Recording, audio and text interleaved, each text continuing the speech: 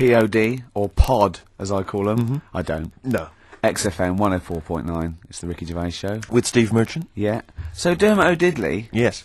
through weeks and weeks in a row, he doesn't even turn up, and now suddenly he's all over breakfast. I noticed, yeah, he's standing in for the breakfast show. Why weren't we asked to do that? Well, we Quite were. upsetting. Were we? Yeah. I didn't know about this. Yeah, but I don't want to get up that early, do I? Sure. I feel a bit hungover today, actually. Do you? Yeah. What's happening? What were you partying last night, were you? Well, not partying. We just went out for a couple of drinks, then had a meal, and then went to the Borderline and saw. But I'll tell you about that. It's good. You saw a band? That's the first Yeah. time in years, isn't it? It is, yeah, yeah. Because no, do you know John Sim, the actor? Not really. He's in this band, right, called Magic Alex, and it was really good. They're sort of like a friendly Oasis. They got sort of quite it's quite mank sort of feel, but it's really good. Good songs and everything. Is he the singer? Yeah, no, he's a guitarist. Nice, cool. But it was full of actors because and I felt quite tall. That's ludicrous, because you're a very short man. Well, I am. I'm sort of. I was average, but now I'm not. I don't think 5'8". That's right. But there, I was like quite. It was like Lilliput.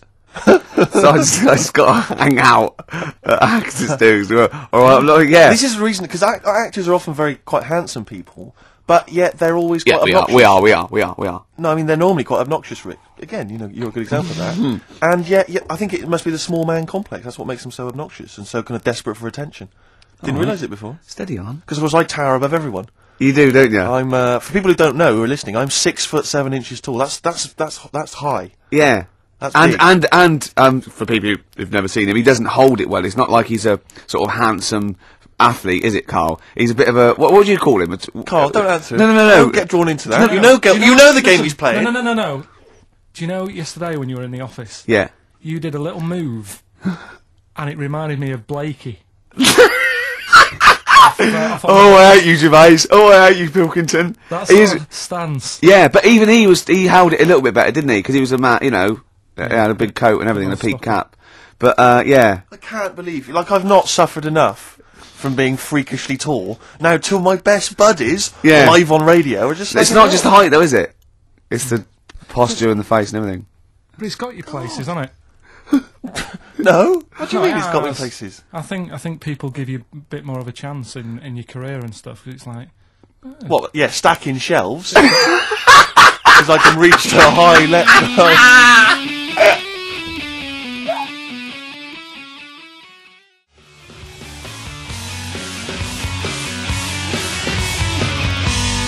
Muse, Plug-in Baby on XFM 104.9. Rick, Gervais, go on. Well, yeah, but I know you guys are laughing about the height thing, and for those that have only just tuned in, I am 6'7" tall, which is tall and that's big, and I pride myself on it in a way. I've worked hard, I've not smoked, I ate well, Yeah. It's an accomplishment, but obviously I didn't have much involvement in it. I just am, and it's a curse because mainly the problem is that you can't get stuff, you can't get clothes, you can't get shoes. Yeah, Size he's size 14 feet. Yeah, but it is genuine, and I don't know. I mean, it costs a lot to buy a pair of size 14 shoes, and I mean, if you were genuinely poor, I don't know how you'd afford to be tall because the clothing costs more, everything costs more. I've seen this in comics that you'd actually go to school in a barrel, wearing a barrel with just braces. It'd just be a barrel, and you'd have sort of flip flops, and you'd take a mule with you. They all had a mule, didn't they? The but poor people always think you'll be in a pub or something, and people just think they can talk to you about it. They just think, hey, you lanky, it's just like because it's like. But that really annoys you, doesn't it? Well, it annoys me because it's like they think I should be proud of it. Well, exactly, but they don't think that this is not a disadvantage. This is not a disability, is it? You're taller than most people. It might get a disability. No. If you were 8'3", it'd be slightly disabilitating. You would, but disabilitating. What? Disabilitating? Yeah. No, you're a medical man, aren't you? But no, the point is, it's a disabilitating because when you go on public transport, like if you're on a coach. Yeah. The only place I can sit on a coach is that seat on the driver's lap. Either on the driver's lap or that seat at the very end. Yeah. Which sits into the aisle. Yeah. That's the only place I can sit. Well, you stand up. Some sort of kids at the back waving at drivers. You could drive it from the back. Here he comes. Watch it. Were you a tall baby? Or Mr. and Mrs. Merchant, you've given birth to a basketball player. Look at his dribble already. Were you a tall baby? Babies aren't tall. No, at what point did you suddenly, Jesus, nothing fits me? Well, it didn't happen overnight, Carl. Let's do a little graph. How tall are you at 5? Oh, I don't know. 3 foot? 3 foot. How tall are you at 12? 6 foot?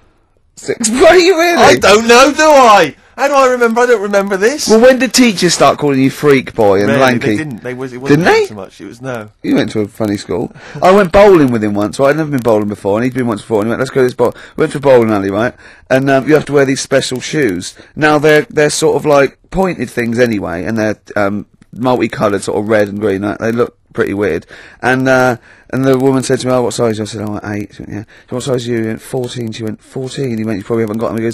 She goes, yeah, I think we have got one pair. And she put them on the table, and it was like Krusty the Clown. And I just started laughing. They looked so long, and he had to run round this bowling alley in these freaky clown But shoes. they don't look freaky clown like when I'm wearing them, because the rest of me's in proportion to it. It looks like a little wall bracket. One of the worst things that happened to me was when I was like, I don't know, when I was about 16 or something. We went to Is a fire There's a fire alarm going off. There's a fire alarm going off. And the fire light's going off. Yeah. Should we not just Should we maybe play a evacuate? record and go and check that out? Wrap it up if you want.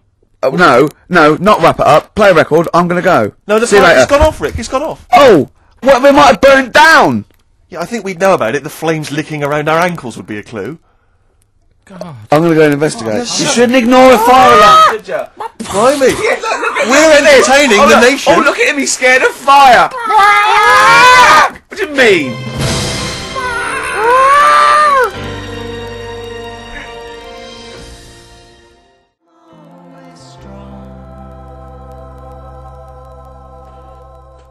Mercury Rev. The dark is rising. That's a good song, isn't it? I noticed that you're investigating the fire mainly involved wandering out into the office, looking around a bit, then coming back. Yeah. What did you find out? There was no fire. There was no fire. No. Right. But I love that. Imagine that though. Imagine like, there's a fire and there's loads of firemen. They go get back, and you go to the firemen. All get back. Oh, look at him. I would. I'd actually Yeah. be justified to. Okay, there's heavy shelling, lads. Retreat. Oh, back, Sarge. I'm sorry. Back, Sarge. Yeah. Just There was a fire alarm. I'd never seen it before. A fire thing going off. There was a fire alarm going. I thought, oh, let's at least have a look if there's a fire. That's all I thought. See, here's some official coming in now to tell us we should have been running out. There's no fire. Well, you can't just stop entertaining, you know, the people of London just because there's a fire. This isn't the Titanic. Well, true. I don't have to carry on playing. I don't know. It feels like a bit of a sinking ship. Rick, here we go. All right. Nice one. Nice one. I don't know who I was taking off then. Probably me. Yeah, I think so. Yeah. Listen, let me just tell you briefly. This is another example of how people can just exploit you and make fun of you when you're tall. Yeah. I was quite tall. I've always been like about 6'7" for quite a while now. And when I was about 16, I went to a big New Year's celebration in Bristol, where I come from. And everyone kind of congregates in this big sort of part of town, and there's all people dancing around, like in Trafalgar Square. And I was there, and somehow I just picked up a balloon somewhere along the line, one of those kind of helium sort of balloons, and I was holding that, sort of dancing around. And these two girls came up to me, and I was thinking, yeah, okay, you know, it's New Year's Eve, brilliant, you know, that's my kind of party. Yeah. And they came up, and they went, hey. Once a year. And they went, they said, you going to be here for long? And I went, well, maybe. And they said, it's just that we've arranged to meet back at you in about an hour. I went, what do you mean? I went, well, it's just because we can see you wherever you are. Don't worry, you can move around and stuff. We'll see you with the balloon. Just arranged to meet some friends. I here. love that. A landmark. So, like, If pilots use that. Oh, we're just coming in. There's where we go. When we see Steve Merchant, we will be descending to Bristol Temple Mead. What's really funny is New Year's Eve, Trafalgar Square, you got a huge column, but they use Yeah. Steve as like the meeting point. Steve's got a It's huge funny. column. Brilliant, Rick. Well done. Award-winning comedy.